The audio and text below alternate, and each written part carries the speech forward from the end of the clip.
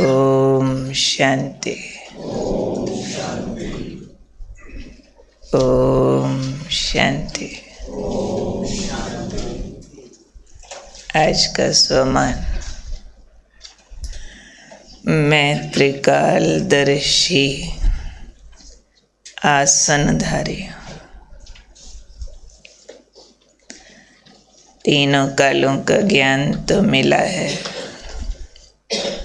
पर उस पर आसन्न हो जाना यानी बैठे रहना, क्योंकि सिर्फ समझ होना काफ़ी नहीं है। आदि मध्य अंत की उसके ऊपर दृढ़ होके टिकना भी बहुत ज़्यादा ज़रूरी है। इसलिए आज बाबा ने कहा, त्रिकालदर्शी आसन पर स्थित होने वाले को चाहिए दृढ़ता की शक्ति, क्योंकि आसन तो सबको मिला है। जो बाबा के बच्चे बन गए, सबको आदि मध्य अंत का ज्ञान मिला है, और ऐसा मिला जिसको अपनी हर परिस्थिति पर लगा के उस फार्मूला का रिजल्ट निकाल सकते हैं। जो भी बात सामने हो, आदि मध्य अंत का ज्ञान उस पर अप्लाई करो, उत्तर मिलता है। मेरे साथ ऐसा क्यों हो रहा है, फिर ऐसा ना होता वैसा होता। कोई अच्छी बातें भी होती है, ज़रूरी नहीं गड़बड़। उस पर भी ड्रामा अप्लाई करो, आदि मध्य अंत अप्लाई करो, पर अप्लाई वो कर सकता है जो दृढ़ होगा। दृढ़ता से इस आसन पर ठीक से बैठना होता है। जैसे कभी कभी बाबा मुरली में कहते हैं कि समझो आपको सतयुग में राजा बना दिया, पर सिंहासन पर बैठना ही ना आए तो।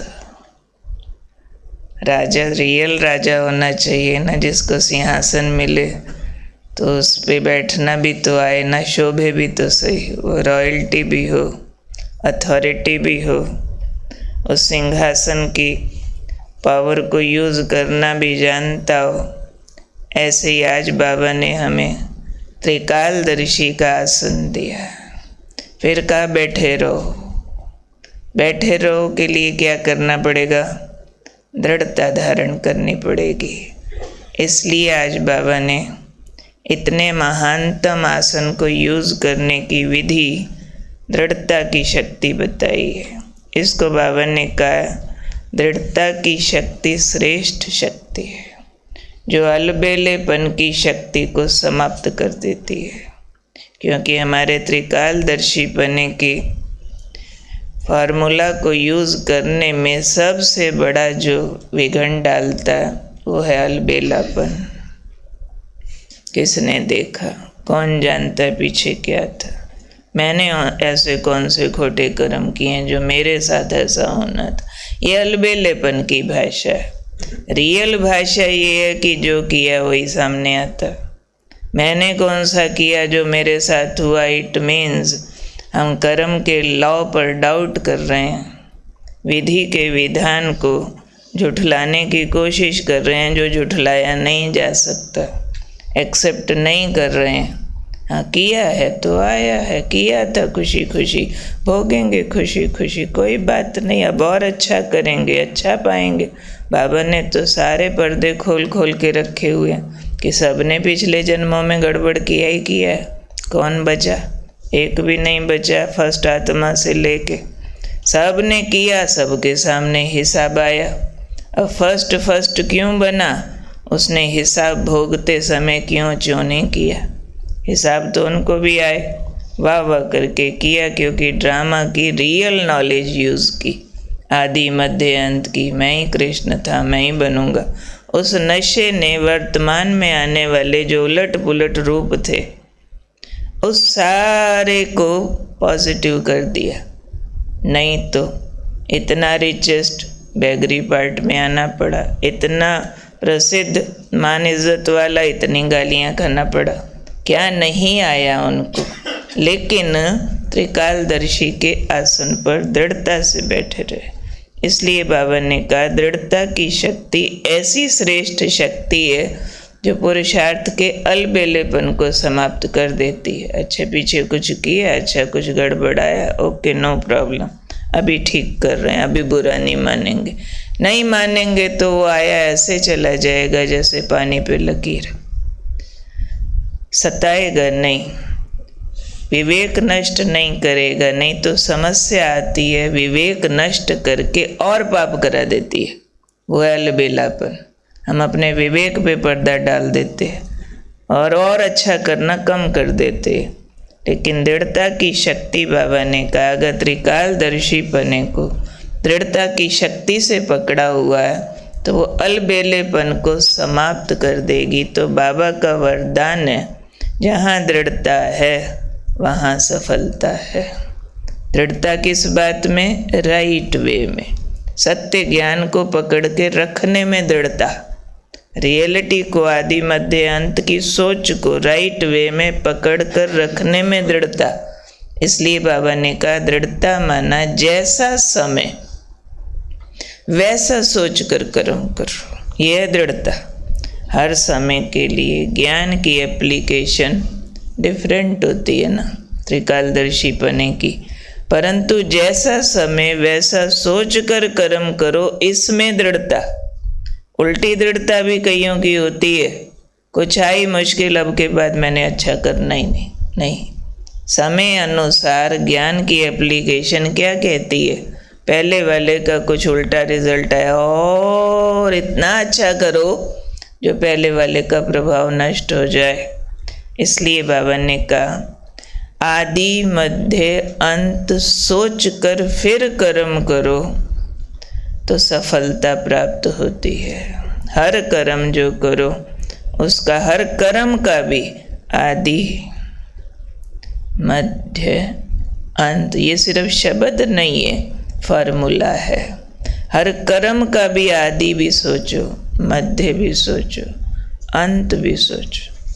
कई कर्म है आदि उसका बड़ा बहुत अच्छा होता है, कोई स्वाद चीज़ें खानी, बाजार की बनी खानी, आइसक्रीम खाना, गोलगप्पा खाना, समोसा खाना, आदि तो अच्छा ही होगा, जीभ को लगा बहुत टेस्टी, रिश्तेदार राजी, मिल के खाओ, मौज लग रही है, डिस्को डांस मौज लग रही है। मध्य में जाके पेट दर्द करेगा, अंत में जाके चरित्र खराब करेगा, बीमारियां लाएगा और बहुत कुछ करेगा।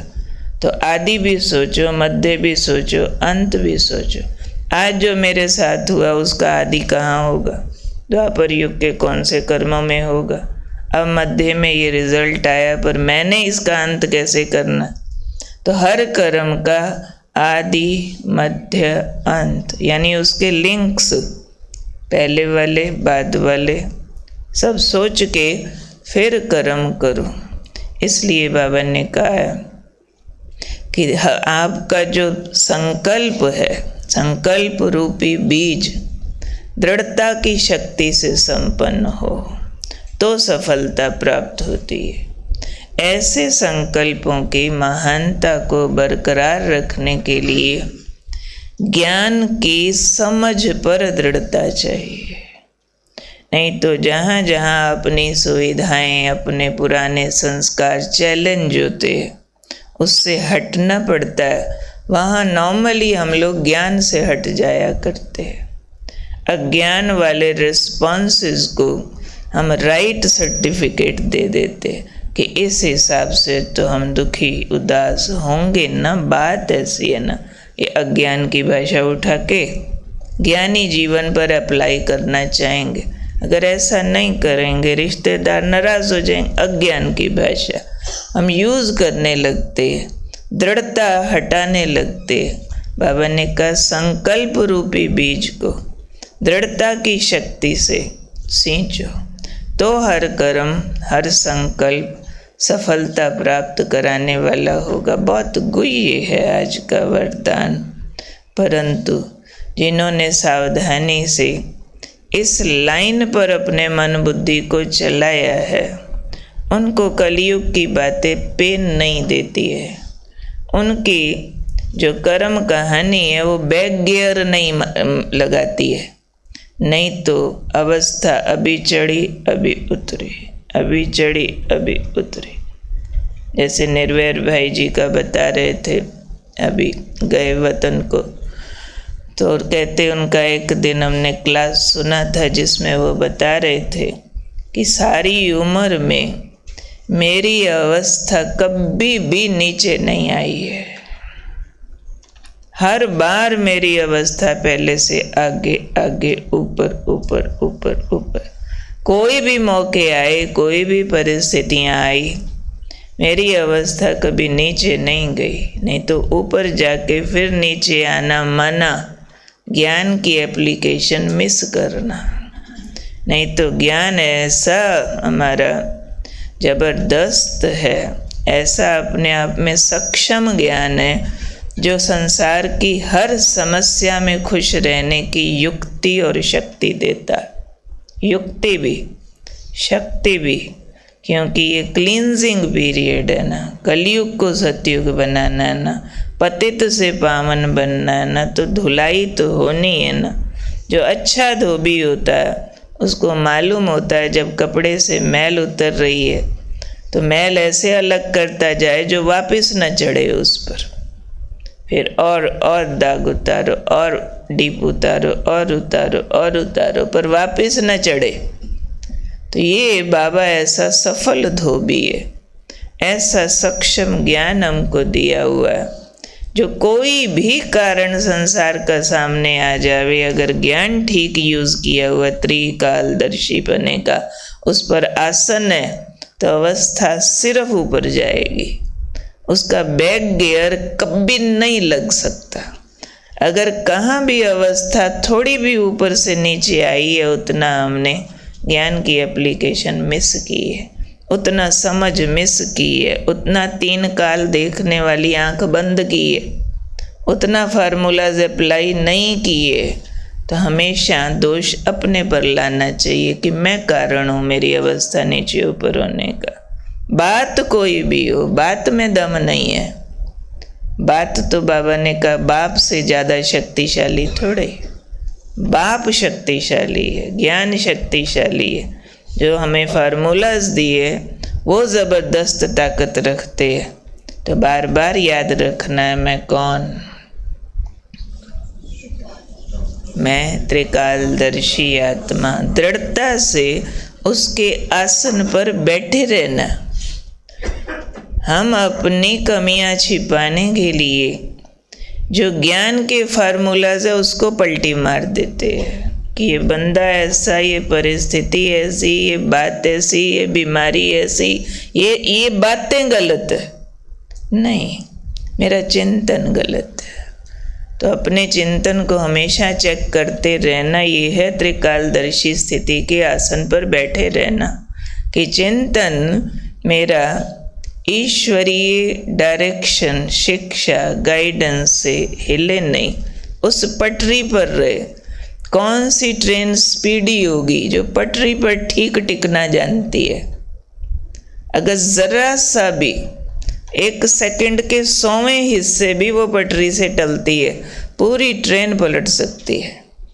तो मेरा मन बुद्धि भी अंश मात्र भी अगर त्रिकालदर्शी पने से हटता है कि तीनों कालों को ठीक समझूं कि मेरा भूतकाल भी श्रेष्ठ था, मेरा भविष्य भी श्रेष्ठ है, मेरा वर्तमान भी श्रेष्ठ है, मैं देवता था, देवता बनने वाला हूँ। ब्रह्मा बाबा क्यों नंबर 1 चले गए? मनोहर दादी हमेशा बताते, कहते जब से ब्रह्मा बाबा को पहला साक्षात्कार हुआ, अहम विष्णु चतुर्भुज तत्त्वम्, उस पे जैसे ही निश्चय बैठा बाबा को, कहते हमने उसके बाद उनमें दादा लेखराज नहीं देखा। उनका देखना, उठना, बैठना, चलना, सोचना सब सिर से पैर तक बदल गया। मैं ये बनूंगा, मैं ये बनूंगा, मैं ये बनूंगा, मैं था कृष्ण, मैं बनूंगा।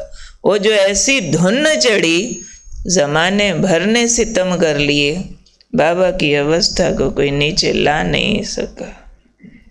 इतने सितम कोई एक आत्मा पर कभी आ नहीं सकते जितने बाबा पर आए, और इतनी ऊंची अवस्था जितनी बाबा की रही कोई की हो नहीं सकती। क्यों? वो निश्चय पकड़ गया ज्ञान का, त्रिकालदर्शीपना, तीनों कालों की समझ ऐसे फिट हो गई एकदम। कल का प्रश्न का उत्तर भी यही था कि कैसे अपनी स्थिति टिकती है। बेहद का बाप आया, बेहद का वर्षा दे रहा, समझ आ गया एक बार तो ये फिर कलयुगी उतार चढ़ाव ये तो खिलौना लगते हैं, माइंड नहीं होते। नाटक का एक सीन है, इधर का उधर हुआ, धन कम, हेल्थ कम, ये कम वो कम, संबंध ऊपर नीचे, खेल है, कुछ घड़ियों के चुटकियां हैं, कुछ भी नहीं। तो आज का वरदान बहुत बहुत आँख खोलने वाला वरदान है, बहुत हमें शक्ति देने वाला वरदान है। स्मृतियों में धारण करके अपने जीवन को सदा आनंदमय बनाने का वरदान है कि आनंद न घट जाए मेरा कहीं। तो उसके लिए दृढ़तापूर्वक त्रिकालदर्शीपने की सीट पर बैठे रहें। क्लियर होता? कोई क्वेश्चन इसमें? ऐसे